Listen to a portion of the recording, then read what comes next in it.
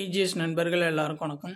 இன்றைக்கி வந்து நம்ம என்ன பார்க்கலான்னு பார்த்தீங்கன்னா, தமிழ்நாடு அட்மினிஸ்ட்ரேஷன். ஸோ அந்த டாப்பிக்லேருந்து நம்ம கொஷின்ஸ் வந்து பார்க்கலாம். இந்த வீடியோவில் வந்து பார்த்தீங்கன்னா ஒரு 50 கொஷின்ஸ் வந்து இருக்கும். சரிங்களா? ரெகுலராக பார்த்தீங்கன்னா நம்ம எல்லா டாப்பிக்கில் இருந்து எல்லா யூனிட்டில் இருந்து நம்ம கொஷின்ஸ் வந்து போட போகிறோம். அது வந்து நீங்கள் ரெகுலராக வந்து ப்ராக்டிஸ் பண்ணிக்கலாம்.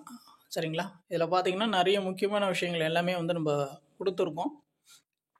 ஸோ இது பார்த்தீங்கன்னா தமிழ்நாடு கவர்மெண்ட் ரிலீஸ் பண்ண ஒரு கொஷின்ஸ் தான். சரிங்களா? இதில் இருக்கிறத நீங்கள் நல்லா ப்ராக்டிஸ் பண்ணாலே பார்த்தீங்கன்னா உங்களுக்கு நல்லா யூஸ்ஃபுல்லாக இருக்கும். சரிங்களா? இதில் இருந்து நிறைய கொஷின்ஸ் பார்த்தீங்கன்னா உங்களுக்கு வந்து ரிஃப்ளெக்ட் ஆகும்.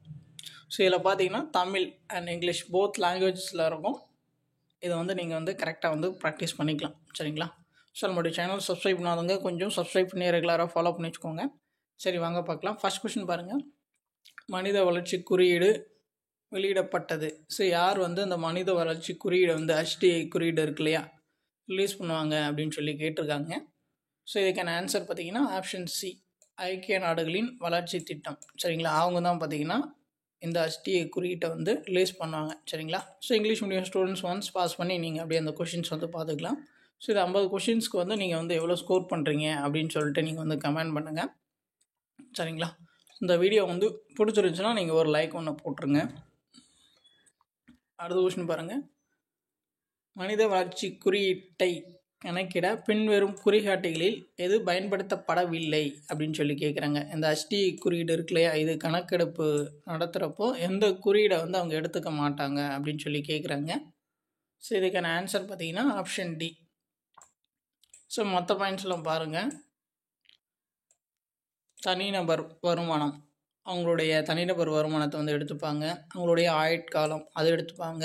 அவங்களுடைய எஜுகேஷன் இருக்கு இல்லையா, ஸோ அதையும் எடுத்துப்பாங்க. சரிங்களா? எந்தெந்த குறிகாட்டிகள்லாம் வந்து எடுத்துப்பாங்க, எது வந்து எடுத்துக்க மாட்டாங்க அப்படின்னு சொல்லிட்டு நல்லா பார்த்துக்கோங்க. அடுத்து பாருங்கள்.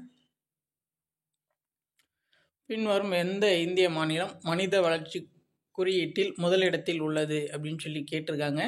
ஸோ இதுக்கான ஆன்சர் பார்த்தீங்கன்னா ஆப்ஷன் பி, கேரளா. அடுத்த கொஸ்டின் பாருங்கள். வளர்ச்சி மற்றும் மேம்பாடு பற்றிய பின்வரும் கூற்றுகளில் எது சரியானது அப்படின்னு சொல்லி கேட்குறாங்க. 2 ஸ்டேட்மெண்ட் கொடுத்துருக்காங்க. ஸோ பாருங்கள். வளர்ச்சி என்பது இயற்பியல் கருத்து, வளர்ச்சி என்பது சமூக கருத்து அப்படின்னு சொல்லி கொடுத்துருக்காங்க. 2வது ஸ்டேட்மெண்ட் பாருங்கள். வளர்ச்சி என்பது நீண்ட கால செயல்முறை, வளர்ச்சி என்பது குறுகிய கால செயல்முறை அப்படின்னு சொல்லி கொடுத்துருக்காங்க. அந்த 2 ஸ்டேட்மெண்ட்டில் வந்து எது சரி அப்படின்னு சொல்லி கேட்குறாங்க. ஸோ 4வதுக்கு பார்த்தீங்கன்னா அதுக்கான ஆன்சர் பார்த்தீங்கன்னா ஆப்ஷன் ஏ, 1 மட்டும்தான் வந்து சரி. சரிங்களா? ஸோ பார்த்துக்கோங்க. அடுத்து பாருங்கள். 5வது கொஷின் பாருங்கள். பின்வரும் அறிக்கைகளில் எது மனித வளர்ச்சி குறியீட்டின் பரிமாணங்கள் அப்படின்னு சொல்லி கேட்டிருக்காங்க. நம்ம முன்னாடி பார்த்தோம் இல்லையா, HDIயில் வந்து கணக்கெடுப்பு எடுக்கிறப்ப எது இதெல்லாம் வந்து எடுத்துப்பாங்க அப்படின்னு சொல்லி பார்த்தோம் இல்லையா, ஸோ அதுதான் வந்து அவங்க கொடுத்துருக்காங்க. சரிங்களா? ஸோ இந்த கொஷின்ஸ்க்கான ஆன்சர் பார்த்தீங்கன்னா ஆப்ஷன் டி, மேலே உள்ள அனைத்தும். எல்லாமே பார்த்துக்கோங்க. அவங்களுடைய ஹெல்த்து, அவங்களுடைய வாழ்க்கை தரம், அதுக்கப்புறம் பார்த்தீங்கன்னா அவங்களுடைய ஒழுக்கமான வாழ்க்கை தரம், அறிவு, அந்த எஜுகேஷன் இருக்கு இல்லையா, அதுதான் கொஞ்சம் அப்படியே மாற்றி கொடுத்துருக்காங்க. நீங்கள் கொஞ்சம் இங்கிலீஷில் பார்த்துக்கோங்க. சரிங்களா? அந்த கொஷின்ஸில் கொஞ்சம் டைரெக்டாக கொடுத்துருப்பாங்க. இதில் பார்த்தீங்கன்னா கொஞ்சம் இன்டைரக்டாக கொடுத்த மாதிரி கொடுத்துருக்காங்க. அதை பார்த்துக்கோங்க. அடுத்த கொஷின் பாருங்கள். 6வது கொஷின்.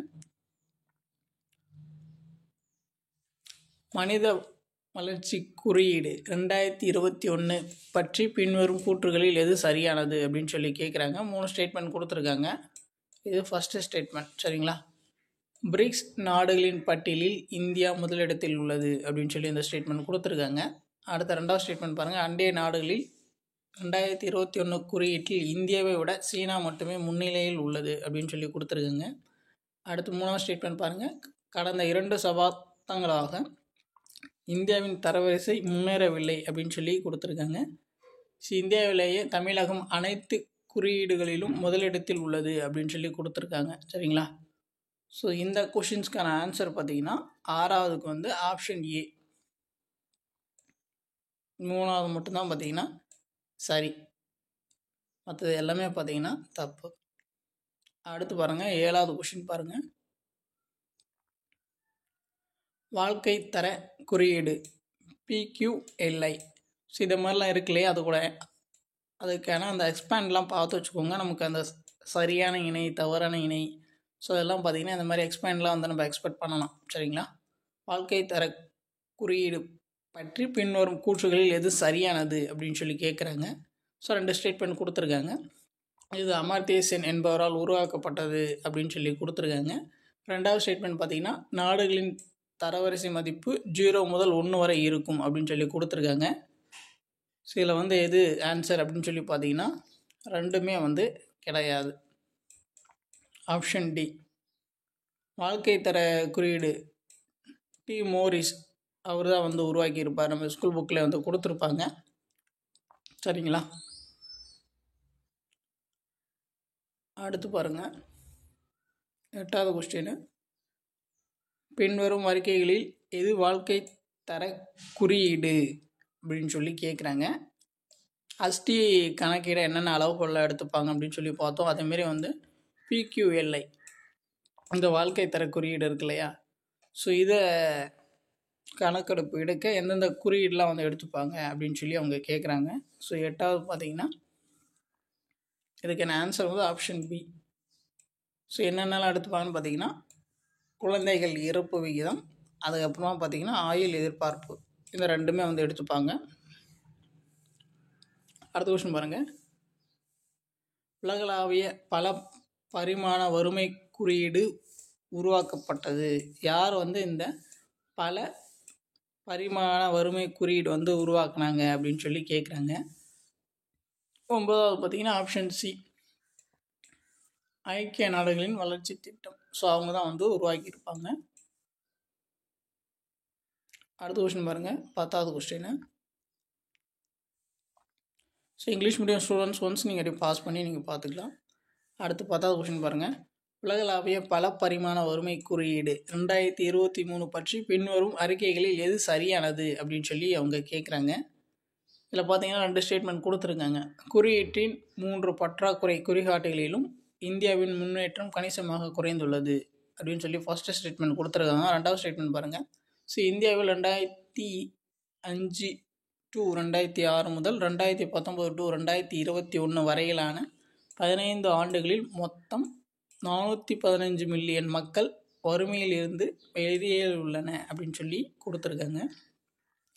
ஸோ இந்த கொஷின்ஸ்க்கு ஆன்சர் பார்த்திங்கன்னா 10வதுக்கு வந்து ஆப்ஷன் பி 1 மற்றும் 2 இந்த ரெண்டுமே பார்த்திங்கன்னா சரி.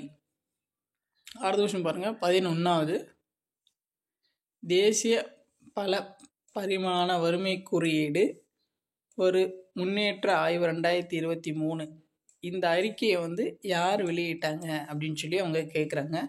ஸோ 11வதுக்கு பார்த்திங்கன்னா ஆப்ஷன் டி, நிதி ஆயோக் இருக்காங்களே அவங்க தான் வந்து வெளியிட்டிருப்பாங்க. ஸோ பார்த்துக்கோங்க. அடுத்த கொஸ்டின் பாருங்கள், 12வது கொஸ்டின்.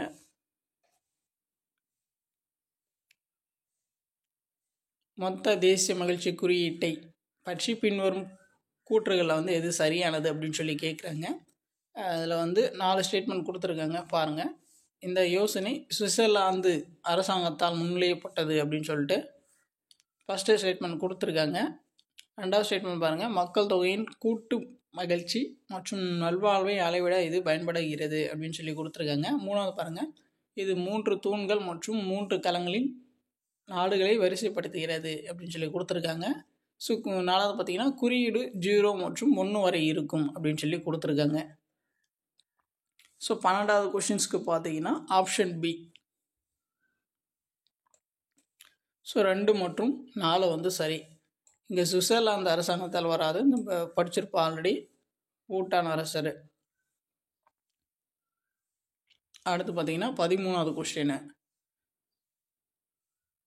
தமிழ்நாடு மனித வளர்ச்சி அறிக்கை பற்றி பின்வரும் கூற்றுகளில் எது சரியானது அப்படின்னு சொல்லி கேட்குறாங்க. ஃபர்ஸ்ட் ஸ்டேட்மெண்ட் பாருங்கள், இந்த அறிக்கையை மாநில திட்டக்குழு தயாரித்துள்ளது அப்படின்னு சொல்லி கொடுத்துருக்காங்க. 2வது ஸ்டேட்மெண்ட் பாருங்கள், இதுவரை 2 அறிக்கைகள் மட்டுமே ஆணையத்தால் வெளியிடப்பட்டுள்ளன அப்படின்னு சொல்லி கொடுத்துருக்காங்க. ஸோ 13வதுக்கு பார்த்தீங்கன்னா என்ன ஆன்சர் வரும்னு பார்த்தீங்கன்னா ஆப்ஷன் சி, ரெண்டுமே பார்த்தீங்கன்னா சரிதான். அடுத்து பாருங்கள், 14வது கொஷின் பாருங்கள். தமிழ்நாடு மனித வளர்ச்சி அறிக்கை 2017 எந்த மாவட்டம் முதலிடத்தில் வகிக்கிறது அப்படின்னு சொல்லி அவங்க கேட்குறாங்க. ஸோ 14வது கொஷின்ஸ் பார்த்தீங்கன்னா ஆப்ஷன் டி கன்னியாகுமரி. அடுத்து பாருங்கள் 15வது கொஷின். தமிழ்நாடு மனித வளர்ச்சி அறிக்கை 2017 பற்றி பின்வரும் கூற்றுகளில் எது சரியானது அப்படின்னு சொல்லி அவங்க கேட்குறாங்க. சில ஃபஸ்ட்டு ஸ்டேட்மெண்ட் பாருங்கள், குறியீட்டில் பெரம்பலூர் கடைசி இடத்தில் உள்ளது அப்படின்னு சொல்லி கொடுத்துருக்காங்க. ஸோ ரெண்டாவது ஸ்டேட்மெண்ட் பாருங்கள், எழுத்தறிவியத்தில் கன்னியாகுமரி முதலிடத்தில் உள்ளது அப்படின்னு சொல்லி கொடுத்துருக்காங்க. ஸோ 15வது கொஷின்ஸ்க்கு ஆன்சர் பார்த்தீங்கன்னா ஆப்ஷன் பி. ரெண்டுமே பார்த்தீங்கன்னா சாரி தான், சரிங்களா. அடுத்து பாருங்கள் 16வது. ஸோ இந்த கொஷின்ஸ் பார்த்தீங்கன்னா ரீசெண்டாக லாஸ்ட் போன வருஷம்னு நினைக்கிறேன் குரூப் 2 ஃபிலிம்ஸில் கேட்ட கொஷின் நினைக்கிறேன். 2024 ஃபிலிம்ஸில் கேட்ட கொஷின் குரூப் 2ல். ஸோ இந்த கொஷின்ஸ் அப்படியே ரிஃப்ளெக்ட் ஆகிருந்துச்சு, பார்த்துக்கோங்க. தமிழ்நாட்டின் பல பரிமாண வறுமை குறியீட்டின் முதல் 5 மாவட்டங்களில் காலவரிசைப்படுத்துக அப்படின்னு சொல்லி கேட்குறாங்க. பல பரிமாண குறியீடு இருக்கு இல்லையா, அதில் முதல் 5 மாவட்டங்களை வந்து வரிசைப்படுத்த சொல்லியிருக்காங்க. எத்தனாவது கொஷின் இது? 16வது. ஸோ 16வதுக்கு பார்த்தீங்கன்னா option B. Option B. So first பார்த்தீங்கன்னா காஞ்சிபுரம், அதுக்கப்புறம் வந்து சென்னை, அதுக்கப்புறம் கடலூர், அதுக்கப்புறம் வந்து கோவை, அதுக்கப்புறம் பார்த்திங்கன்னா நாகப்பட்டினம். ஸோ இது வந்து இதோடைய ஆர்டர் வந்து நல்லா பார்த்து வச்சுக்கோங்க. அடுத்து பார்த்திங்கன்னா 17வது மலையபுரம் சிங்காரவேலு ஒரு முன்னோடி எதற்கு அப்படின்னு சொல்லி கேட்குறாங்க. 17வது பார்த்திங்கன்னா ஆப்ஷன் சி, நமக்கு தெரியும் தொழிலாளர் இயக்கம். சிங்காரவேலு வந்து அந்த தொழிலாளன் என்ற ஒரு பத்திரிகை வந்து தொடங்கியிருப்பார். அடுத்து பாருங்கள் 18வது மெட்ராஸ் பிராமணர் அல்லாதோர் சங்கம் ஸோ எந்த வருடம் உருவாக்கப்பட்டது, அதுதான் வந்து அவங்க கேட்டிருக்காங்க. 1909 தான் அந்த கொஷின்லேயே அப்படியே கொடுத்துருக்காங்க. ஸோ யார் வந்து உருவாக்குனா அப்படின்னு சொல்லி பார்த்தீங்கன்னா அயோத்தியதாசர் மற்றும் இரட்டைமலை சீனிவாசன், அவங்க 2 பேரும் சேர்ந்து தான் வந்து இந்த அமைப்பை வந்து உருவாக்கியிருப்பாங்க, பார்த்துக்கோங்க. அடுத்து பார்த்தீங்கன்னா 19 கீழ்கண்டவர்களில் யார் 1885 சென்னை மகாஜன சபையின் தலைவராக தேர்ந்தெடுக்கப்பட்டார் அப்படின்னு சொல்லி கேட்குறாங்க. ஸோ 19வது பார்த்தீங்கன்னா option B, B Rangaiah Naidu, சரிங்களா. சென்னை மகாஜன சபையின் தலைவராக தேர்ந்தெடுக்கப்பட்டவர் வந்து பி ரங்கையா நாயுடு. இதோடைய செயலாளராக வந்து யார் தேர்ந்தெடுத்திருப்பாங்கன்னு பார்த்தீங்கன்னா டி ஆனந்தச்சார்லு. ஸோ அவரை வந்து தேர்ந்தெடுத்திருப்பாங்க. சென்னை மகாஜன சபை வந்து எந்த வருடம் தோற்றுவிக்கப்பட்டது அப்படின்னு சொல்லி பார்த்தீங்கன்னா 1884.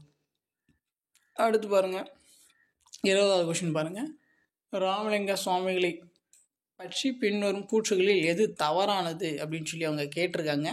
ஸோ ஃபஸ்ட்டு ஸ்டேட்மெண்ட் பாருங்கள், சமரச சுத்த சன்மார்க்க சத்திய சங்கத்தை நிறுவினார் அப்படின்னு சொல்லிட்டு ஃபஸ்ட்டு ஸ்டேட்மெண்ட் கொடுத்துருக்காங்க. ரெண்டாவது ஸ்டேட்மெண்ட் பாருங்கள், 20 பாடல்கள் திருவொற்பாய் என்ற தலைப்பில் தொகுக்கப்பட்டு வெளியிடப்பட்டன அப்படின்னு சொல்லி கொடுத்துருக்காங்க. ஸோ 20வது பார்த்திங்கன்னா ஆப்ஷன் டி. இந்த 2 ஸ்டேட்மெண்ட்டும் வந்து தப்பு இல்லை, ரெண்டுமே பார்த்திங்கன்னா சரிதான், பார்த்துக்கோங்க. அடுத்த கொஷின் பாருங்கள் 21 ட்ரிப்ளிகேன் நகர்ப்புற கூட்டுறவு சங்கம் இந்தியாவின் முதல் கூட்டுறவு சங்கம், அதை வந்து யார் வந்து நிறுவனா அப்படின்னு சொல்லிட்டு அவங்க கேட்குறாங்க. ஸோ 21வதுக்கு பார்த்தீங்கன்னா option B, V S Srinivasa Sastri. So அவரை தான் பார்த்திங்கன்னா நிறுவியிருப்பார். ஸோ பார்த்துக்கோங்க, இந்தியாவின் முதல் கூட்டுறவு சங்கம் எது அப்படின்னு சொல்லிட்டு பார்த்துக்கோங்க. ட்ரிப்ளிகேன் நகர்ப்புற கூட்டுறவு சங்கம் யார் நிறுவனது அப்படின்னு சொல்லிட்டு பார்த்துக்கோங்க. விஎஸ் சீனிவாச சாஸ்திரி அவர் தான் வந்து நிறுவியிருப்பார். அடுத்து பாருங்கள் 22வது இரட்டைமலை சீனிவாசனை பற்றி பின்வரும் கூற்றுகளில் எது சரியானது அப்படின்னு சொல்லிட்டு அவங்க கேட்குறாங்க. ஃபஸ்ட்டு ஸ்டேட்மெண்ட் பாருங்கள், அவர் ஒரு பட்டியல் ஜாதி ஆர்வலர் அப்படின்னு சொல்லி கொடுத்துருக்காங்க. ரெண்டாவது ஸ்டேட்மெண்ட் பாருங்கள், 1902 ஆதி திராவிட மகாஜன சபையை நிறுவினார் அப்படின்னு சொல்லிட்டு கொடுத்துருக்காங்க. ஸோ 22வதுக்கு பார்த்தீங்கன்னா ஆப்ஷன் ஏ 1 மட்டும்தான் பார்த்தீங்கன்னா சரிங்களா. ரெண்டாவது ஸ்டேட்மெண்ட் வந்து தவறு. ஆதி திராவிட மகாஜன சபையை வந்து எப்போ நிறுவினார் அப்படின்னு சொல்லிட்டு நீங்கள் வந்து கமெண்ட் பண்ணுங்கள். அடுத்து பாருங்கள் 23வது கொஸ்டின். தனித்தமிழ் இயக்கம் பற்றி பின்வரும் கூற்றுகளில் எது சரியானது அப்படின்னு சொல்லிட்டு அவங்க கேட்குறாங்க. ஃபஸ்ட்டு ஸ்டேட்மெண்ட் பாருங்கள். இது தூய தமிழ் வார்த்தைகளின் பயன்பாட்டை ஊக்குவிக்கிறது மற்றும் சமஸ்கிருதம், ஆங்கிலம் மற்றும் பிற மொழிகளில் இருந்த கடன் வார்த்தைகளை தவிர்க்கிறது அப்படின்னு சொல்லிட்டு கொடுத்துருக்காங்க. ஸோ ரெண்டாவது ஸ்டேட்மெண்ட் பாருங்கள். இயக்கம் ஆபிரகாம் பண்டிதரால் நிறுவப்பட்டது அப்படின்னு சொல்லி கொடுத்துருக்காங்க. ஸோ 23வது கொஷின்ஸ்க்கு ஆன்சர் பார்த்தீங்கன்னா ஆப்ஷன் ஏ ஒன்று மட்டும் தான் பார்த்தீங்கன்னா சரி. தனித்தமிழ் இயக்கத்தை யார் தொடங்கினது அப்படின்னு சொல்லி பார்த்தீங்கன்னா மறைமலை அடிகள் தான் தொடங்கியிருப்பார். அப்போ ரெண்டாவது ஸ்டேட்மெண்ட் தப்பு. அடுத்து பாருங்கள் 24வது கொஸ்டின். திராவிட பண்டிதன் என்ற இதழை தொடங்கியவர் யார் அப்படின்னு சொல்லி கேட்குறாங்க. ஸோ 24வது பார்த்தீங்கன்னா ஆப்ஷன் சி அயோத்திதாஸ். அயோத்திதாஸ் தான் தொடங்கியிருப்பார். திராவிட பண்டிதன் என்ற இதழை தொடங்கியது அயோத்திதாசர். அதுதான் அயோத்திதாஸ் அப்படின்னு சொல்லிட்டு கொடுத்துருக்காங்க. அடுத்து பாருங்கள். ஸோ 25வது சரிங்களா. வகைகளில் சரியான பொருத்தங்களை தேர்ந்தெடுக்கவும் அப்படின்னு சொல்லிட்டு அவங்க கொடுத்துருக்காங்க. 25வது கொஸ்டினை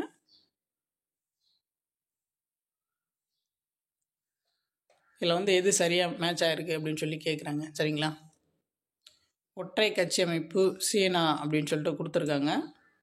ஸோ இது பார்த்தீங்கன்னா சரிதான். ஸோ இரு கட்சி அமைப்பு ஃப்ரான்ஸ் அப்படின்னு சொல்லிட்டு கொடுத்துருக்காங்க. அது தவறு. பல கட்சி அமைப்பு இந்தியா, இது பார்த்தீங்கன்னா சரிங்களா. அப்போ ஆன்சர் பார்த்தீங்கன்னா ஆப்ஷன் பி 1, 3 சரி. அடுத்து பாருங்கள் 26வது கொஷின். இந்த கால வரிசைப்படுத்துக. ஸோ இதையே நம்ம எக்ஸாமில் எக்ஸ்பெக்ட் பண்ணுற கொஷின்ஸ் தான் சரிங்களா. அந்த மாதிரி கொஷின்ஸ்லாம் அடிக்கடி கேட்பாங்க. ஸோ 26வது கொஷின் பாருங்கள். பின்வரும் முதலமைச்சர், நம்ம தமிழ்நாட்டுடைய முதலமைச்சர்கள்லாம் கொடுத்துருக்காங்க. அது கால வரிசைப்படுத்த சொல்லியிருக்காங்க சரிங்களா. ஸோ 26வது பார்த்தீங்கன்னா என்ன ஆன்சர் வரும் அப்படின்னு சொல்லி பார்த்தீங்கன்னா ஆப்ஷன் டி. ஸோ அப்படின்னா பார்த்தீங்கன்னா ஃபஸ்ட்டு பிடி ராஜன் தான் வருவார். அதுக்கப்புறம் பார்த்தீங்கன்னா கேவி ரெட்டி. ஸோ அதுக்கப்புறம் பார்த்தீங்கன்னா காமராஜர். அதுக்கப்புறம் சிஎன் அண்ணாதுரை சரிங்களா. வருடங்கள்லாம் பார்த்து வச்சுக்கோங்க. காமராஜர் 1954, இவர் 1967.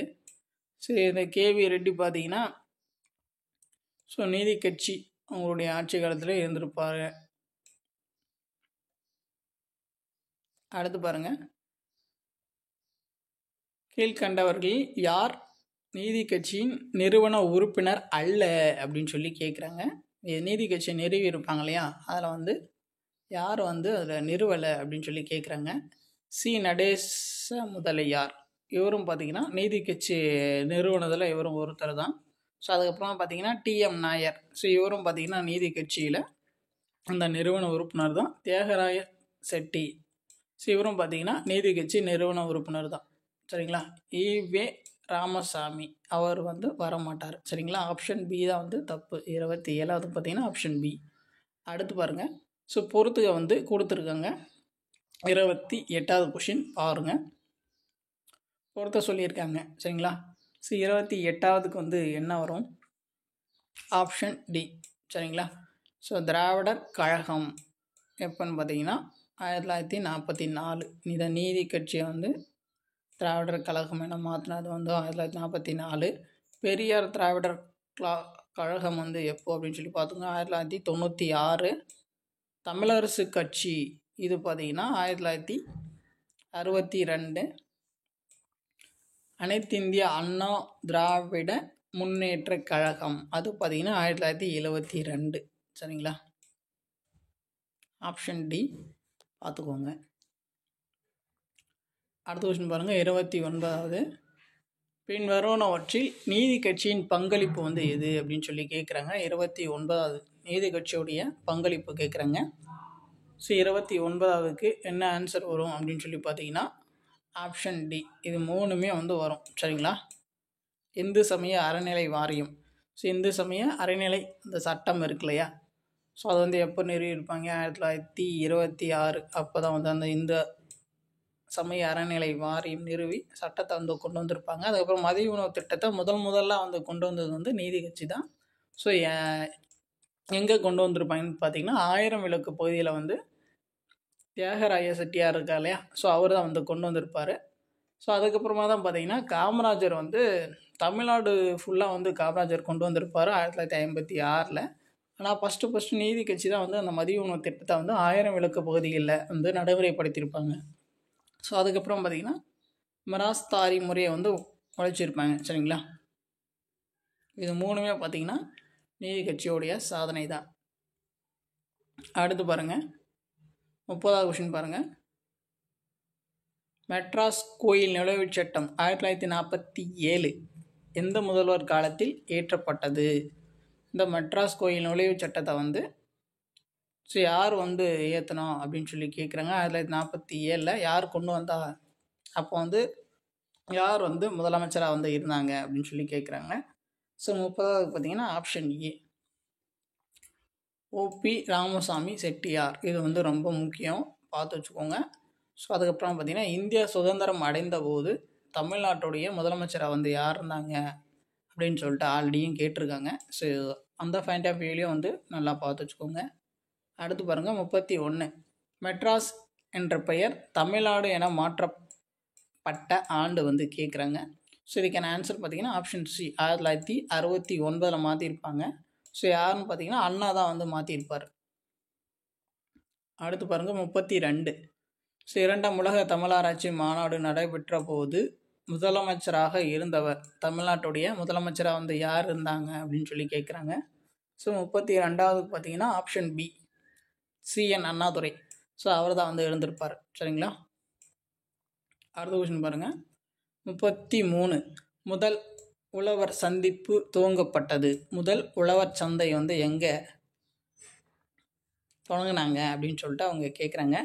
ஸோ 33வது பார்த்தீங்கன்னா ஆப்ஷன் டி, மதுரையில் தான் வந்து அந்த முதல் உழவர் சந்தையை வந்து தொடங்கியிருப்பாங்க. கலைஞர் இருக்கார் இல்லையா, அவருடைய ஆட்சி காலத்தில் தான் வந்து தொடங்கியிருப்பாங்க. அடுத்து பாருங்கள், 34 தொட்டில் குழந்தை திட்டம் பற்றி பின்வரும் கூற்றுகளில் எது சரியானது அப்படின்னு சொல்லி அவங்க கேட்குறாங்க. 2 ஸ்டேட்மெண்ட் கொடுத்துருக்காங்க பாருங்கள்.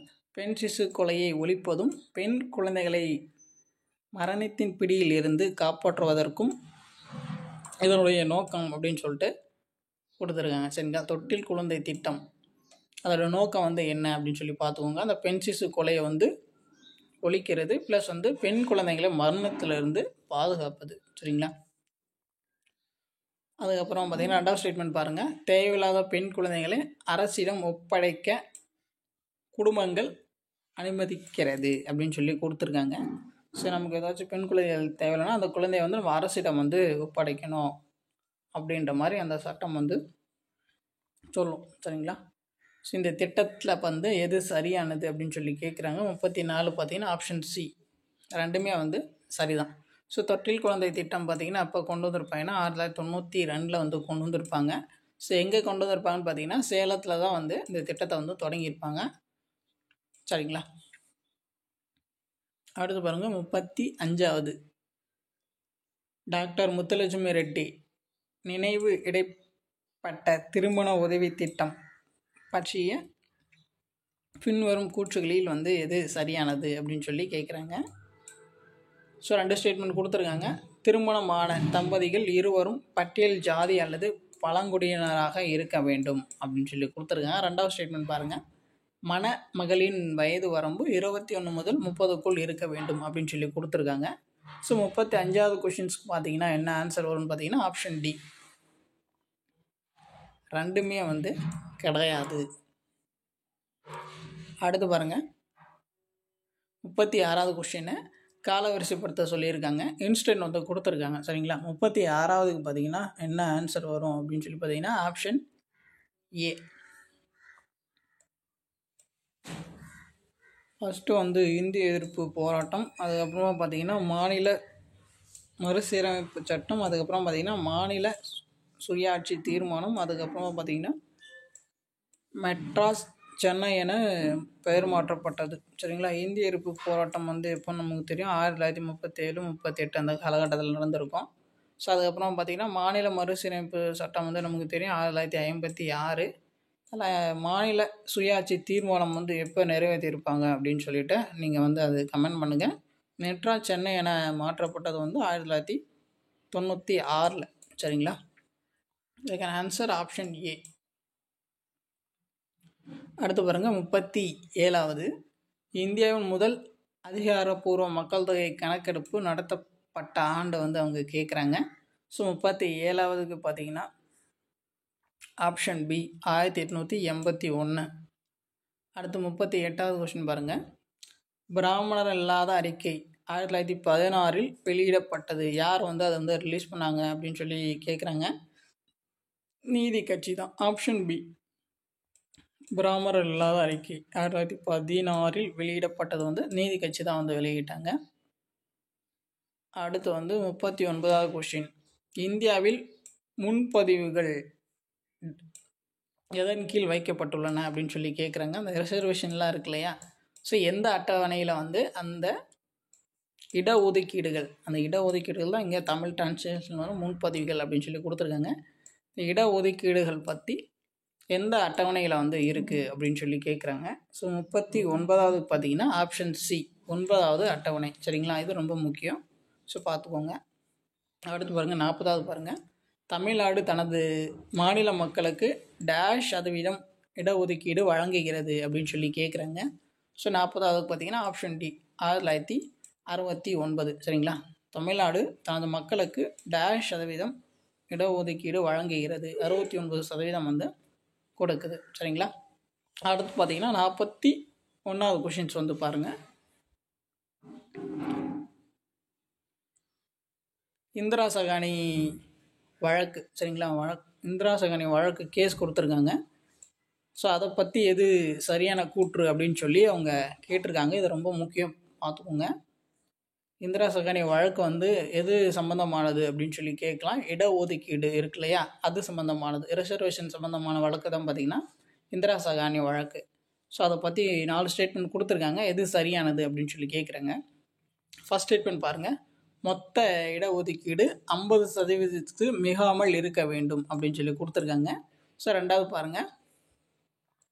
கேரி ஃபார்வேட்டில் முன்பதிவு 50%க்கு மேல் இருக்கக்கூடாது அப்படின்னு சொல்லி கொடுத்துருக்காங்க.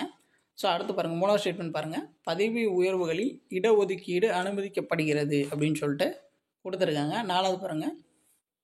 கிரீமி லேயர் என்ற கருத்து அட்டவணை ஜாதியினருக்காக அறிமுகப்படுத்தப்பட்டது அப்படின்னு சொல்லிட்டு கொடுத்துருக்காங்க. இது இங்கிலீஷ்லேயும் வந்து ஒன்ஸ் நல்லா நீங்கள் பார்த்துக்கோங்க.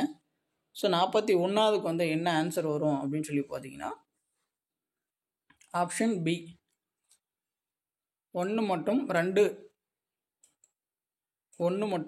வந்து சரி, பார்த்துக்கோங்க. இந்திரா சகானி வழக்கு வந்து எது சம்மந்தமானதுன்னு கேட்டாங்கன்னா இடஒதுக்கீடு சம்மந்தமானது. அடுத்து பாருங்கள். 42வது. தமிழ்நாட்டின் ஜவுளி தலைநகரம் என்று அழைக்கப்படும் நகரம் வந்து எது அப்படின்னு சொல்லி கேட்குறாங்க. 42வதுக்கு பார்த்தீங்கன்னா ஆப்ஷன் டி.